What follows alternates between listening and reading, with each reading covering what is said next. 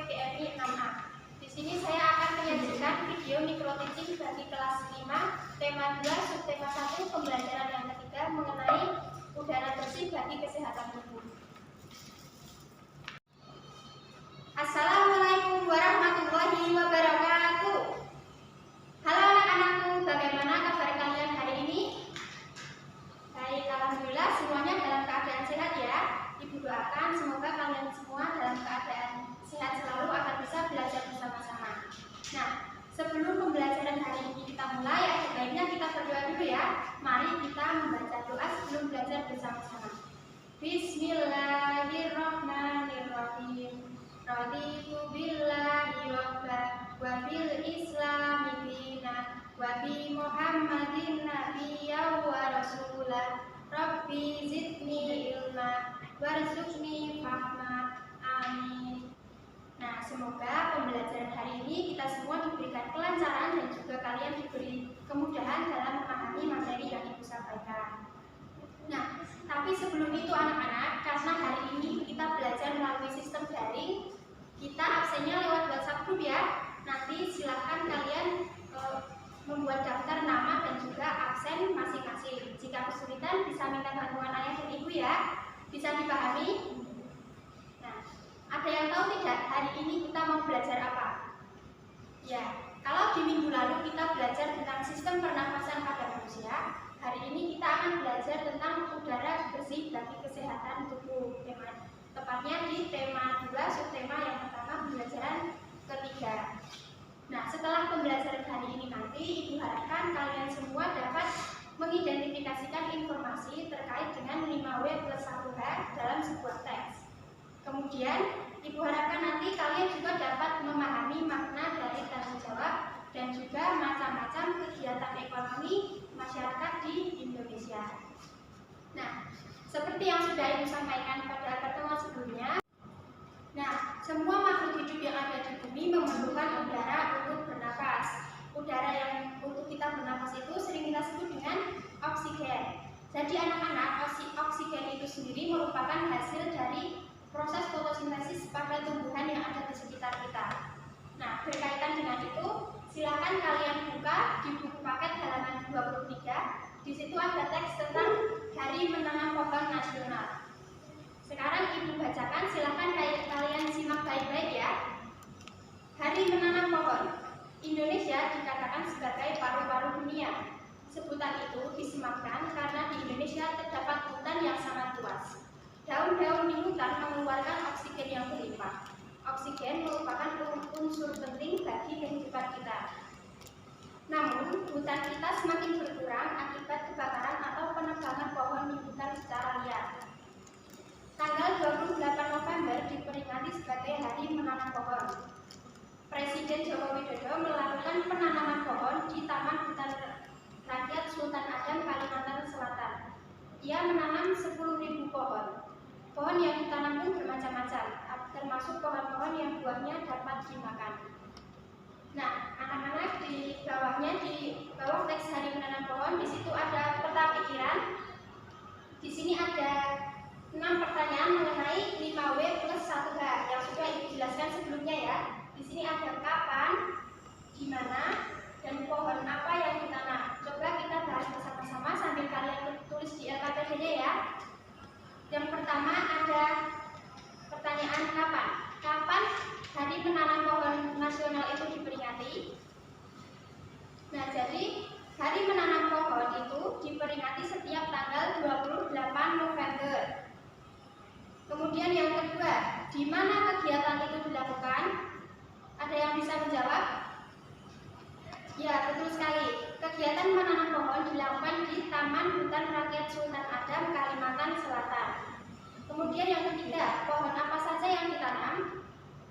Pohon yang ditanam bermacam-macam, termasuk pohon yang menghasilkan buah seperti buah mangga dan juga buah manggis. Kemudian ada pertanyaan, mengapa kita harus menanam pohon? Mengapa kita harus menanam pohon? Kita harus menanam pohon karena untuk menjaga kelestarian lingkungan agar terjaga dan ketersediaan oksigen berlimpah bagi kita semua. Kemudian, siapa yang melakukan gerakan menanam pohon ini? Nah, kegiatan ini dilakukan oleh Presiden kita, Presiden Joko Widodo. Kemudian yang terakhir, apa yang dilakukan? Yaitu kegiatan yang dilakukan adalah menanam pohon bersama-sama untuk memperingati Hari Menanam Pohon. Sampai di sini bisa dipahami ya? Nah, anak-anak, menanam pohon tadi merupakan salah satu contoh dari perilaku tanggung jawab kita sebagai warga negara. Jadi sebenarnya tanggung jawab itu apa sih? Ibu jelaskan ya. Jadi tanggung jawab itu merupakan sikap dan juga perilaku seseorang untuk melaksanakan tugas dan kewajibannya yang seharusnya ia lakukan, baik itu di lingkungan rumah, untuk diri sendiri, masyarakat, dan juga tanggung jawabnya kepada Tuhan Yang Maha Esa. Jenis tanggung jawab sendiri ada 5 macam. Yang pertama ada tanggung jawab untuk diri sendiri. Tanggung jawab untuk diri sendiri merupakan tanggung jawab yang harus kita lakukan untuk memenuhi tugas dan kewajiban untuk diri kita sendiri atau individu. Misalnya kita mengerjakan tugas sekolah. Nah, yang kedua ada tanggung jawab terhadap keluarga. Hal ini berkaitan dengan kita saat berada di lingkungan keluarga. Misalnya kita mematuhi peraturan kedua orang tua seperti menjaga kebersihan di lingkungan rumah. Yang ketiga ada tanggung jawab terhadap masyarakat. Nah, perlu kita ketahui bahwasanya kita adalah makhluk sosial yang tidak bisa hidup tanpa bantuan orang lain. Kita hidup di lingkungan masyarakat. Nah, karena itu kita juga harus mematuhi peraturan yang ada di masyarakat. Nah, tanggung jawab sebagai warga masyarakat ini biasanya tercermin dalam kegiatan musyawarah seperti ada gotong royong, kerja bakti, dan lain sebagainya. Kemudian yang keempat ada tanggung jawab terhadap bangsa dan negara. Kita sebagai warga negara yang baik harus berperilaku tanggung jawab terhadap tugas dan kewajiban kita. Misalnya kewajiban kita untuk membayar pajak, mematuhi peraturan perundang-undangan, dan lain sebagainya. Dan yang terakhir ada tanggung jawab terhadap Tuhan. Nah, hal ini berkaitan dengan agama ya. Misalnya kalau di agama Islam kita berkewajiban untuk melaksanakan sholat 5 waktu. Seperti itu bisa dipahami ya. Tanggung jawab terhadap masyarakat tadi salah satu contohnya berupa musyawarah. Ada yang tahu tidak musyawarah itu apa? Ya, jadi musyawarah merupakan kegiatan untuk mendiskusikan suatu permasalahan agar mencapai tujuan bersama atau hasil dari pengambilan keputusan itu tadi. Misalnya di lingkungan masyarakat, musyawarahnya adalah berupa pemilihan ketua RT atau RW. Nah, supaya anak-anak lebih memahami mengenai makna tanggung jawab dan juga musyawarah, di sini Ibu akan memberikan tugas. Bisa dibaca bersama ya. Rapat warga merupakan sarana musyawarah antar warga. Rapat warga diselenggarakan di tingkat RT, RW, dan juga desa. Tujuannya adalah membicarakan permasalahan warga, misalnya masalah kebersihan, kesehatan, dan juga pemeliharaan prasarana umum. Semua warga bisa mengeluarkan pendapat pada rapat warga. Pengambilan keputusan dilakukan secara musyawarah. Nah, di LKPD yang sudah Ibu bagikan, ada kolom tentang laporan wawancara. Nah, Ibu minta kalian melakukan wawancara bisa kepada kedua orang tua atau kepada ketua RT setempat di desa tempat kalian tinggal ya. Wawancaranya adalah tentang pemilihan ketua RT di lingkungan tempat tinggal kalian. Nah, Ibu berikan contoh dulu. Misalkan di sini ada laporan wawancara. Tema wawancaranya tentang pemilihan ketua RT. Kemudian tujuan wawancara adalah untuk mengetahui cara ataupun teknik untuk melakukan pemilihan ketua RT. Nama narasumber silahkan kalian isi sesuai narasumber yang kalian ajak. Kemudian waktu dan tempat wawancara misalnya Jumat 12 Juni 2022.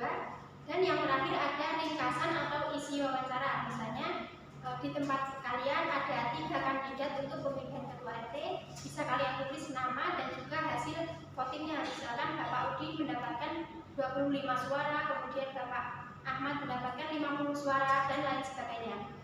Sampai di sini bisa dipahami ya? Ya, baik. Silakan nanti tugas jika sudah selesai bisa difotokan lalu dikirim di WhatsApp grup maksimal selesai ya anak-anak. Nah, kemudian di sini ada 8 tabel mengenai kegiatan musyawarah yang ada di desa. Coba kita identifikasi bersama ya, apakah tempat pelaksanaan musyawarah ini terjadi di rumah, di sekolah, ataupun di lingkungan masyarakat. Yang pertama ada kerja bakti kampung, itu tempatnya di mana? Ya betul, di masyarakat. Kemudian yang kedua ada membuat tata tertib keluarga. Di sini sudah ada keluarga, jelas berarti tempatnya di rumah. Kemudian yang ketiga ada pembagian regu tiket kelas, maksudnya di sekolah. Kemudian yang keempat membentuk panitia perkawinan, itu maksudnya di lingkungan masyarakat. Yang kelima ada menentukan kegiatan liburan bersama keluarga, berarti di rumah. Dan yang keenam ada mengatasi masalah keamanan lingkungan. Ini biasanya berkaitan dengan sistem ronda malam ya, yang ada di masyarakat.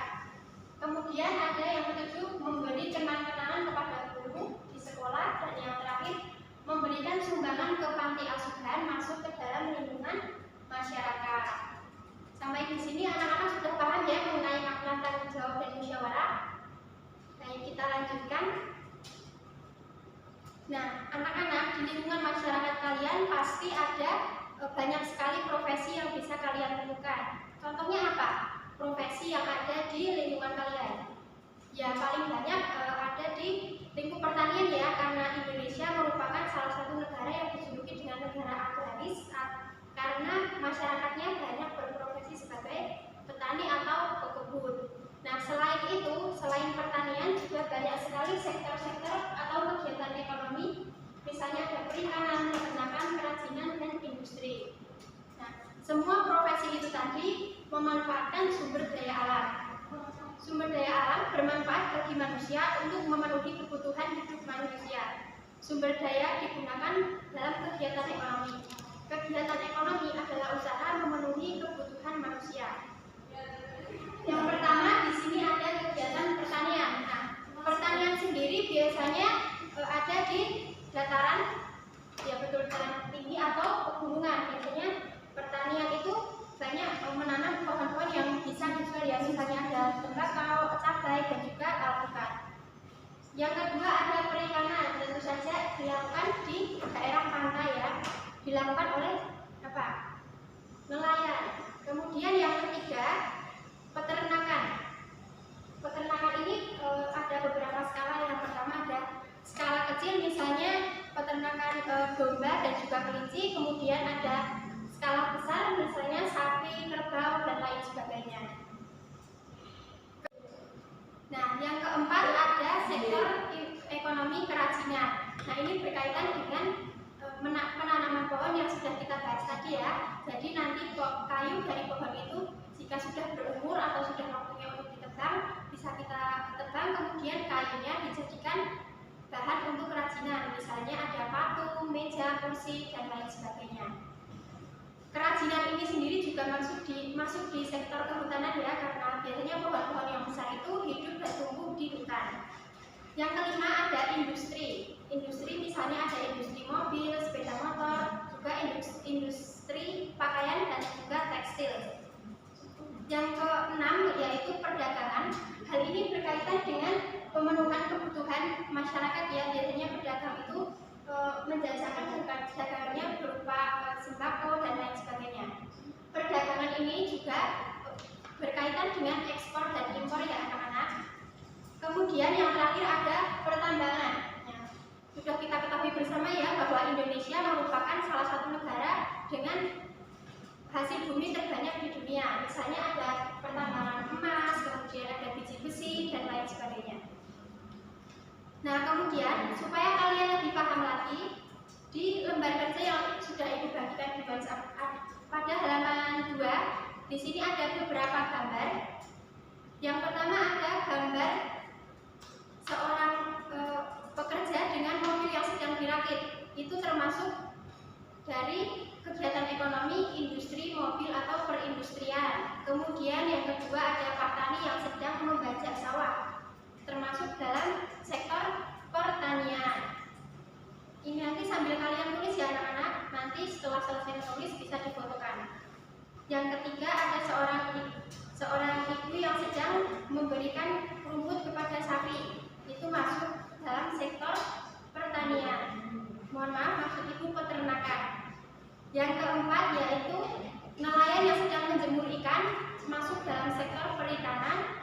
Yang kelima ada seorang pekebun yang sedang memanen teh. Di situ maksudnya perkebunan. Dan yang terakhir ada penebang pohon di hutan yang masuk dalam sektor kehutanan. Nah, anak-anak, hari ini tadi kita sudah belajar banyak sekali ya. Kita belajar apa saja tadi? Iya, betul sekali. Tadi yang pertama kita belajar tentang peta pikiran atau mind map berdasarkan teks yang sudah kita baca. Tadi teksnya berjudul Hari Menanam Pohon. Kemudian yang kedua kita tadi belajar tentang jenis-jenis kegiatan ekonomi. Ada pertambangan, perikanan, perindustrian, ada kerajinan, dan juga masih banyak lagi. Yang ketiga kita belajar tentang makna tanggung jawab dan juga musyawarah, utamanya di lingkungan masyarakat. Nah, kalau begitu tugasnya jangan lupa dikerjakan ya. Nanti silakan jika ada kesulitan bisa tanya langsung pada Ibu lewat WhatsApp group atau bisa tanya kepada kedua orang tua kalian. Bisa dipahami?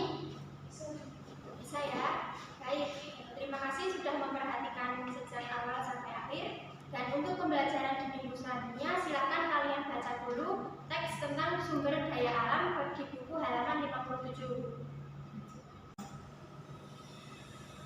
Baik anak-anak, kita akhiri pembelajaran kita hari ini dengan membaca doa kafaratul majelis bersama-sama. Bismillahirrahmanirrahim. Subhanakallahumma wa bihamdika asyhadu an la ilaha illa anta astaghfiruka wa atubu ilaik. Terima kasih atas perhatiannya. Ibu akhiri. Wassalamualaikum warahmatullahi wabarakatuh. Demikian video mikro teaching kelas 5 kurang